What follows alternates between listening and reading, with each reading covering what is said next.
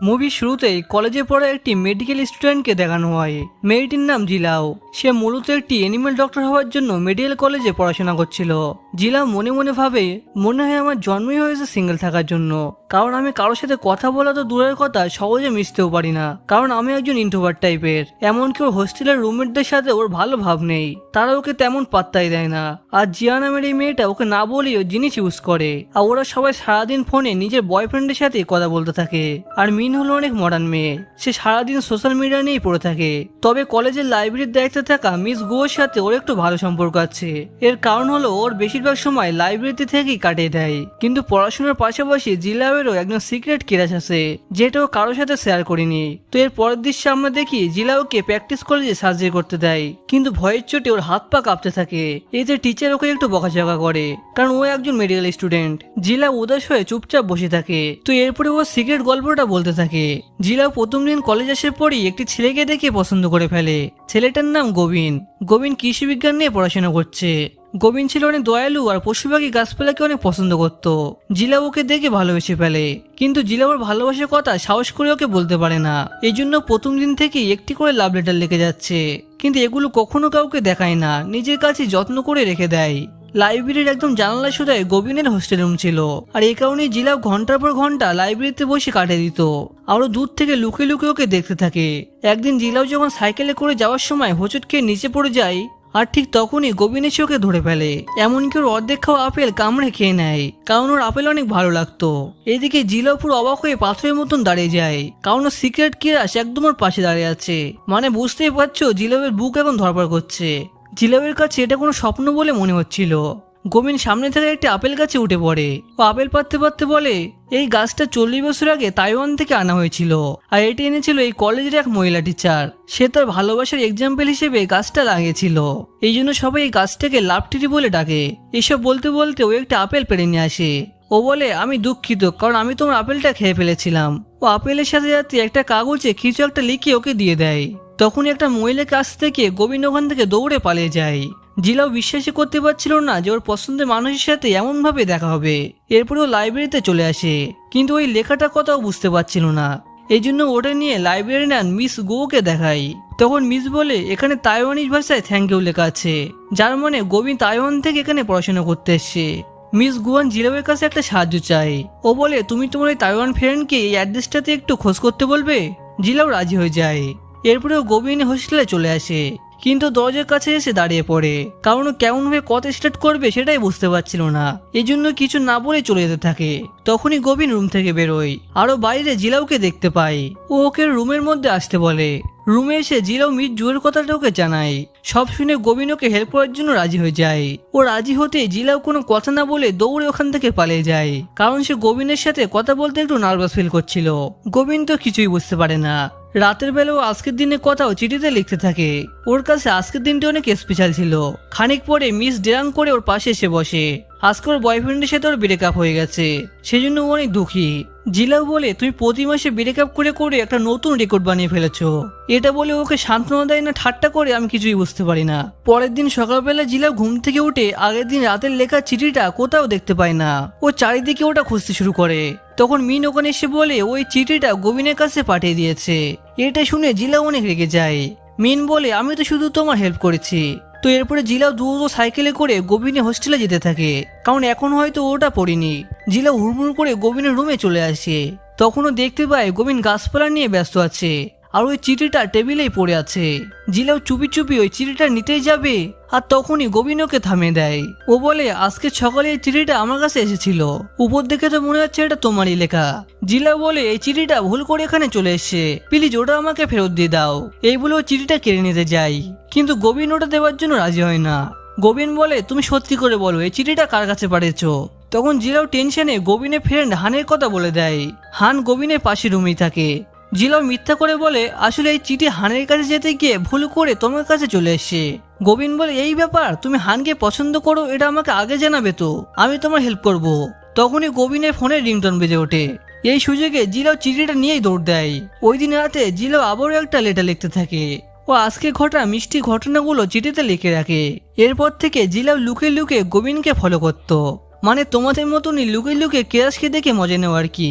কে এমনটা করো বলতে যেন লজ্জা করো না। তো এভাবেই আরো কয়েকদিন কেটে যায়। একদিন জিলাও ছোট্ট একটা গাছে পানি দিচ্ছিল, আর তখনই গোবিন আর হান সেখানে চলে আসে। হান রাস্তায় থেকে একটা অসুস্থ বিড়ালকে নিয়ে এসেছিল চিকিৎসা করাতে। জিলাও বিড়ালটাকে দেখেই বুঝতে পারে বিড়ালটা প্রেগনেন্ট। তখন হান বিড়ালটাকে নিয়ে ওখান থেকে চলে যায়। এদিকে গোবিন জিলাওয়ের সাথে গল্প করতে থাকে আর ওকে মুভি দেখার জন্য ইনভাইট করে। জিলাও বারণ করলে গোবিন কোনো কথা না শুনে ওখান থেকে চলে যায়। এরপরে জিলাও রুমে এসে মিনার সাথে কথা বলতে থাকে। মিন তখন বলে, আমি এখন ফিন নামে একটি ছেলের সাথে ডেট করছি। এটা শুনে জিলাও খুশি হয় আর ও মিনকে বলে, আসে গোবিন আমাকে মুভি দেখার জন্য ইনভাইট করেছে, কিন্তু আমি যাব না বলে ভাবছি। আসলে জিলাও অনেক লজ্জা পাচ্ছিল। তখন মিন ওকে জোর করে গোবিনের সাথে মুভি দেখার জন্য পাঠিয়ে দেয়। তো যাই হোক, থিয়েটারে এসে ও দুই বন্ধুর মিডিলে বসে মুভি দেখতে থাকে।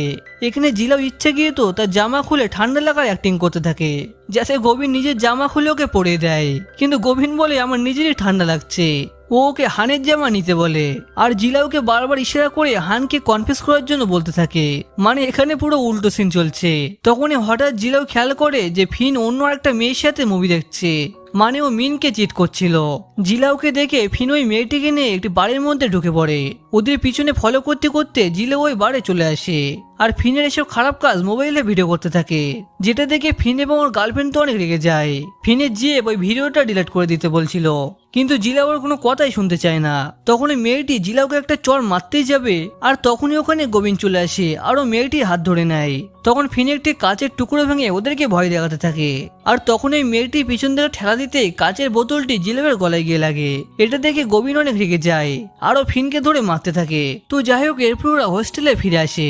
হোস্টেলে ফিরতে গোবিন্দ জিলাওয়ের গলায় ব্যান্ডেজ লাগাতে থাকে আর এখন ওরা দুজন অনেক কাছাকাছি চলে যায়। তো এরপরে জিলাও গোবিন্দকে ব্যান্ডেজ করতে থাকে। গোবিন্দের সাথে সময় কাটাতে জিলাওয়ের অনেক ভালো লাগছিল। পরের দিন সকালবেলা জিলাও ওকে বলে, মিত জুয়ের শরীর ভালো না, আমি ওকে দেখতে যেতে চাই, তুমি কি অ্যাড্রেসটা খুঁজে পেয়েছো? গোবিন্দ বলে, প্রায় হয়ে গেছে। এরপর ওরা দুজন মিত জুয়ের বাড়িতে চলে আসে। গোবিন্দ মিত জুকে অনেকগুলো ছবি দেখিয়ে বলে, আপনি এতদিন ধরে যেখানে চিঠি পাঠাচ্ছেন সেখানে আর কেউ থাকে না, এই জন্য ওই চিঠির কোনো রিপ্লাই আসছিল না। তখনই ওরা কিচেন থেকে কোনো খাবার পুড়ে যাবার গন্ধ পায়। এটা দেখতেই ওরা দুজন দৌড়ে কিচেনে চলে আসে। এখানে ওরা দুজন একে অন্যের ব্যাপারে বলতে থাকে। গোবিন্দ বলে, তুমি তো অনেক ভালো রান্না করতে পারো। জিলাও বলে, আমি ছোট থাকতেই আমার মা বাবার ডিভোর্স হয়ে গিয়েছিল, আমি একাই বড় হয়েছি, সেজন্য আমার নিজেকেই রান্না করা ঘরের কাজ করতে হতো। গোবিন্দ বলে, তুমি দেখতে যেমন কিউট, কাজেও তেমন অসাধারণ। এরপর ওরা সবাই মিলে খাবার খেতে বসে আর তখনই মিত জু একটু ইমোশনাল হয়ে বলতে থাকে, সিয়ান ছিল আমার ছোটবেলার বন্ধু, আমি তাকে অনেক পছন্দ করতাম, কিন্তু আমি সাহস করে কখনো তাকে আমার মনের কথা বলতে পারিনি, আর এই জন্য এখন আমার আফসোস হয়। আর এই কারণে মিত জু এখনো পর্যন্ত বিয়ে না করে সিয়ানের অপেক্ষায় বসে আছে। মিত জু বলে, কয়েক বছর আগে সিয়ান ওকে একটা চিঠি আর গানের সিডি পাঠিয়েছিল। চিঠিতে লেখা ছিল, এই গানটা শুনলে তুমি আমার মনের কথা বুঝতে পারবে, কিন্তু দুর্ভাগ্যবশত সিডিটা খারাপ হয়ে যায় আর এখন লেটারের লেখাগুলো মুছে গেছে। তারপর থেকে মিত জু সিয়ানের ঠিকানায় একের পর এক চিঠি পাঠায়, কিন্তু এখনো পর্যন্ত একটারও রিপ্লাই পায়নি। এইসব বলে মিত জু অনেক উদাস হয়ে যায়। তখন গোবিন্দ উঠে গিয়ে সিডিটা একবার চালানোর ট্রাই করে, কিন্তু ও দেখে সিডিটা সত্যিই খারাপ হয়ে গেছে। এরপর ওরা দুজন ওখান থেকে চলে আসে। বাসে করে ফেরার সময় জিলাও অনেক মন খারাপ করে বসেছিল। ও ভাবতে থাকে সিয়ান হয়তো মিত জুকে চিট করেছে। তখন গোবিন্দ বলে, মিত জু এখনো সিয়ানকেই ভালোবাসে আর উনি এখন অপেক্ষায় বসে আছে। এভাবেই মারা গেলে তার মনের মধ্যে একটা রিগ্রেট থেকে যাবে, তাই আমাদের উচিত ওই রকমই একটা পুরনো চিঠি খুঁজে মিত জুইকে গিফট দেওয়া। কিন্তু জিলাও গোবিন্দের এই কথায় রাজি হতে চায় না, তাই গোবিন্দ রাগ করে বাস থেকে নেমে যায়। ওই দিন রাত্রে জিলাও অনেক চিন্তা ভাবনা করে। পরের দিন সকালবেলা ও ইচ্ছা করে গোবিন্দের প্র্যাকটিসের জায়গা থেকে হাঁটতে থাকে আর ও গোবিন্দকে সামনে দেখতেই বলে, গোবিন্দ কি একটা কোইন্সিডেন্স, আমাদের আজকে সকালবেলায় দেখা হয়ে গেল। গোবিন্দ বলে, তুমি এক ট্রেনে একদম ডাব্বা। জিলাও বলে, আসলে আমি তোমার সাথে ওই সিডি খুঁজতে যেতে চাই। এরপর থেকে ওরা দুজনে মিলে সে সিডির একটা কপি খুঁজতে যেতে শুরু করে। তারা শহরের সবকটা দোকানে ওটার খোঁজ করে, কিন্তু সে সিডিটা অনেক পুরোনো দিনের হওয়ায় ওটা খুঁজে পাওয়া অনেক মুশকিল ছিল। এরকম করেই অনেকগুলো দিন কেটে যায়। সিডি খোঁজার সময় ওরা অনেক মজা করতে থাকে আর একে অন্যের অনেক কাজ চলে আসছিল। এরপর অনেক খোঁজাখুঁজির পর ফাইনালি একটি দোকানে ওরা সিডিটা পেয়ে যায়। এরপর ওরা ওটা মিত জুকে উপরে সেবে দেয়। মিত জু প্রথমে ওটা পেয়ে অনেক খুশি হয়ে যায়, কিন্তু যখন ও মিউজিকটা শোনে তখন অনেক ইমোশনাল হয়ে যায়। তো এদিকে গোবিন আর জিয়াল দুজনে একটি সাইকেলে করে বাড়ি ফিরছিল। জিয়াল তো অনেক খুশি ছিল, ও গোবিনকে ধন্যবাদ জানায়, কারণ ওকে ছাড়া ও এই কাজটা কখনো পুরো করতে পারতো না। হঠাৎ করে গোবিন সাইকেলে ব্রেক মারলে জিয়াল ওকে জোরে ধরে। এই প্রথমবার ও গোবিনের এত কাছে এসছে, তাই ও খুশিতে শুধু হাসতে থাকে। রাত্রেবেলা গোবিন ওকে ডিনার করাতে একটি রেস্টুরেন্টে নিয়ে আসে। এখানে গোবিন বলে ও গ্রাজুয়েট হওয়ার পরে ও দেশে ফিরে যাবে। এই কথা শুনে জিয়াল একটু উদাস হয়ে যায়। জিয়াল ওকে বলে তুমি এইখানেই থেকে যেতে পারো, এই শহরে অনেক ভালো চাকরি আছে। এরপর ওরা দুজনে একটু চুপ হয়ে যায়। গোবিন তখন বলে তুমি সবসময় হাসি খুশি থাকবে, তোমার হাসি সত্যি অনেক কিউট। এটা শুনে জিয়াল হেসে ফেলে। পরের দিন আমরা দেখি গোবিনের ফ্রেন্ড হানা আসে জিয়ালের সাথে কথা বলতে। আসলে গোবিন নিজেই ওদের দুজনের জায়গা ঠিক করে দিয়েছে, যাতে জিয়াল গোবিনকে প্রপোজ করতে পারে। এখানে জিয়ালে কিছু বলার আগেই হান বলে আমি অন্য একটা মেয়েকে পছন্দ করি, তা আমার পিছনে ঘুরে ফালতু টাইম নষ্ট করো না। এটা শুনে জিয়াল মনে মনে অনেক খুশি হয়ে যায়। হান বলে এমনি তো আমি জানি তুমি আমাকে না গোবিনকে পছন্দ করো, তাই না? তখন জিয়াল হানকে সবকিছু খুলে বলে। ও বলে হ্যাঁ, আমি গোবিনকে অনেকদিন ধরেই পছন্দ করি। এরপর সে গোবিনের সাথে দেখা করে আর ও গোবিনকে বলে তোমার বন্ধু হান অন্য একজন মেয়েকে পছন্দ করে। এটার জন্য গোবিন হেসে ফেলে। আর তখনই ওখানে বৃষ্টি শুরু হয়ে যায়। গোবিন আর জিয়াল একটা গাছের নিচে দাঁড়িয়ে থাকে। জিয়াল বলে সামনে আমার এক্সাম, কিন্তু আমি এখন একটা ছোট্ট অপারেশনও করতে পারি না, ছুরি ধরলে আমার ভয় লাগে। গোবিন ওকে সাহায্য করে বলে। বৃষ্টি থামছে না দেখিয়ে ওরা গোবিনের জামা মাথায় দিয়ে একসাথে যেতে থাকে। ওরা দুজনে মিলে বৃষ্টির মজা নিচ্ছিল। রাতের বেলা জিয়াল একটা ডিজাইনার চাকরির কাজ গোবিনকে সেন্ড করে, যাতে ও এখানেই থেকে যেতে পারে। এর পরের দিন জিয়ালকে সাহায্য করতে অপারেশন প্র্যাকটিসে গোবিন হাজির হয়ে যায়। আর প্রথমবারও ভয় না পেয়ে ওর অপারেশন সাকসেস করে। এভাবেই ওরা দুজন একে অন্যকে সাহায্য করতে থাকে। একদিন ওরা সব বন্ধুরা মিলে একটি পার্কে ঘুরতে যাবার প্ল্যান করে। এখানে জিয়াল খুবই সুন্দর একটা পোশাক পরে আসে, ওকে সত্যি অনেক সুন্দর লাগছিল। গোবিন তো ওর থেকে নজর সরাতেই পারছিল না। এরপর ওরা পার্কে ঢুকে প্রথমে একটি ঘোষরুমে আসে। এখানে হঠাৎ করে দুজন ভয় পেয়ে একে অনেক কাছে চলে আসে। ওরা দুজন পার্কে অনেক মজা করতে থাকে। একটা সময় গোবিন বলেই দেয় যে আজকে এই পোশাকে ওকে অনেক সুন্দর লাগছে। এটা শুনে জিয়াল একটু লজ্জা পেয়ে যায়। আর তখনই একটা গাড়ি এসে ওদের গাড়িতে ধাক্কা দেয়। এতে গোবিনের মাথায় অনেক ব্যথা হতে থাকে। জিয়ালও এটা খেয়াল করে। পার্ক থেকে ফেরার সময় ওর বন্ধুরা প্ল্যান করে একটি গাড়িতে করে চলে যায়, যাতে ওরা দুজন একসাথে সময় কাটাতে পারে আর আজকে ওদের ভালোবাসা কনফেস করতে পারে। এরপরে গোবিন জিয়ালকে ও সিক্রেট বেসে নিয়ে আসে। এখানে চারিদিকে জোনাকির আলো দেখে জিয়ালের মন ভরে যায়। এই পুরো সব গোবিন নিজে ডিজাইন করেছিল। চারিদিকে গাছপালায় ঘেরা সুন্দর লাইটিং আর সাথে জোনাকির মিটমিটি আলো, সব মিলে এই জায়গাটা সত্যি অনেক সুন্দর ছিল। জিয়াল জায়গাটা ভালো করে দেখতে থাকে। ও দেখে ওখানে একটা চিঠি রাখার জন্য পোস্ট বক্সও আছে। তখন গোবিন বলে এই ঘরটা আমি গোপনে বানিয়েছি, এই পোস্ট বক্সটা এখানেই ছিল, তাই এটা আর সরাইনি, ভবিষ্যতে এটা আমার কাজে আসতে পারে। গোবিন বলে এই জায়গাটা অনেক রোমান্টিক, তাই না? জিয়াল হেসে ফেলে। ওরা দুজন অনেক গল্প করে। একটা সময় জিয়াল ডিসাইড করে আজকে ওর মনের কথা গোবিনকে বলেই দেবে। ও একটা চিঠি বের করে। এরপরে গোবিনের দিকে ফিরে পড়তে শুরু করে। সে বলে আমার নাম জিলাও, যখন আমি তোমাকে প্রথমবার দেখি তখন আমি তোমাকে পছন্দ করে ফেলি। এরপর থেকে আমি তোমাকে দেখার জন্য তোমার জানালার দিকে ঘন্টার পর ঘন্টা তাকিয়ে থাকতাম, এমনকি লুকিয়ে লুকিয়ে ক্যাম্পাসেও তোমাকে ফলো করতাম। তোমার একটা ফর্ম থেকে ফটোও চুরি করেছিলাম। তোমাকে একটিবার দেখলেই আমার মন ভালো হয়ে যেত, কিন্তু তুমি কখনো হয়তো আমাকে নোটিসই করোনি। যদি আমি তোমার সাথে না মিলতাম তাহলে কখনো আমি এত এনজয় করতে পারতাম না। যদি আমি তোমার সাথে না মিলতাম তাহলে কখনো সত্যিকারের খুঁজে পেতাম না। তুমি আসার পরই আমার লাইফ পাল্টে গেছে। আমি শুধু তোমার মধ্যে আমার খুশি খুঁজে পাই। আমার জীবনের আলো ফুটানোর জন্য তোমাকে অনেক ধন্যবাদ। এসব বলে জিয়াল গোবিনকে প্রপোজ করতেই যাবে, আর ঠিক তখনই গোবিন দাঁড়িয়ে বলে তুমি সত্যি অনেক ভালো একজন রাইটার। আমরা দুজন ভালো বন্ধু, একে অনেক সাহায্য করব, এটাই তো স্বাভাবিক। এতে ধন্যবাদ দেওয়ার কিছু নেই। এমনিতেও আমি গ্রাজুয়েটের পরে তাইওয়ান চলে যাব। এসব শুনে জিয়াল অনেক বেশি কষ্ট পায়, কারণ ও মনে করছিল গোবিন হয়তো ওকে ভালোবাসে আর তার প্রপোজাল অ্যাকসেপ্ট করবে। আর এখানেই ওদের শেষ কথাবার্তা হয়। এরপরে ওদের দুজনেরই এক্সামের টাইম চলে আসে। এক সপ্তাহ পরে পরীক্ষা, কিন্তু জিয়ালের পড়াশোনায় কোনো মন বসে না। একদিনও রাস্তাতে হেঁটে যাচ্ছিল আর তখনই বৃষ্টি চলে আসে। সেজন্য ওই গাছটার নিচে দাঁড়িয়ে পড়ে, কিন্তু আজকে ওর পাশে ওর মনের মানুষই নেই। এই কথা ভেবে ও বৃষ্টিতে ভিজে ভিজে হাঁটতে থাকে। এরপরে ও লাইব্রেরির বারান্দাতে গিয়ে ও চিঠির বক্সটা ধরে বসেছিল। তখন মির্জু ওর কাছে এসে আর ওকে শান্ত দিতে থাকে। জিয়াল ওর কোলের মাথা রাখতে জোরে জোরে কেঁদে ফেলে। কিছুদিন পরে ওদের গ্রাজুয়েশন কমপ্লিট হয়ে যায়। সবাই ওদের ফেয়ারওয়েল পার্টির মজা নিতে থাকে। গেছে, আজকের পরে হয়তো ওদের আর কখনো দেখা হবে না। জিয়াল সেইবারের মতো লাইব্রেরির জানালার সামনে আসে।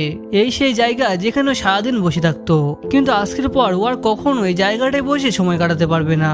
গ্রাজুয়েশন শেষে সবাই আনন্দ করছিল, একমাত্র জিয়ালই সবার থেকে আলাদা ছিল। ও অনেক দুঃখী ছিল, কারণ আজকের এই জায়গার সাথে ওর ভালোবাসার কাহিনীও শেষ হয়ে যাবে।